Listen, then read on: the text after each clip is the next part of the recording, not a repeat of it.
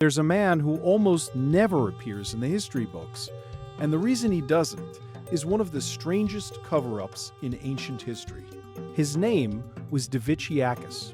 He was a druid, a Celtic high priest with knowledge of astronomy, law, medicine, and the gods. He traveled to Rome in 63 BCE, walked the halls of power, and convinced the Senate to take him seriously. Cicero hosted him personally. And then, a few years later, he became the closest ally of the man who would conquer his entire world, Julius Caesar. Caesar called him the one person in whom he had absolute confidence.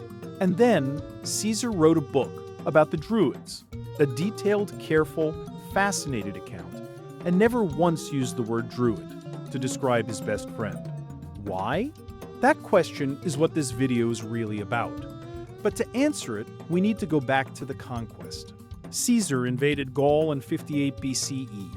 What followed was 8 years of systematic destruction. Armies crushed, villages burned, 1 million people killed, and another 1 million enslaved by some estimates. By the time it was over, Caesar had reshaped an entire continent and made himself the most powerful man in Rome. But buried inside his war journals, in Book 6 of De Bello Gallico, he stopped the military narrative cold, and he started writing about the Druids. Not as enemies, not as barbarians, as something that genuinely fascinated him. These weren't simple village priests.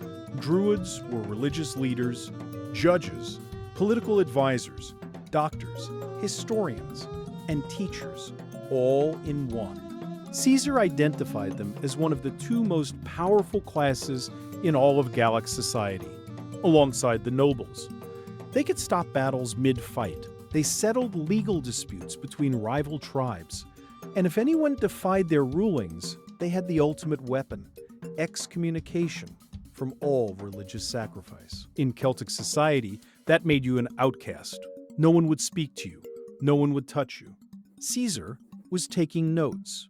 So what exactly was he writing down?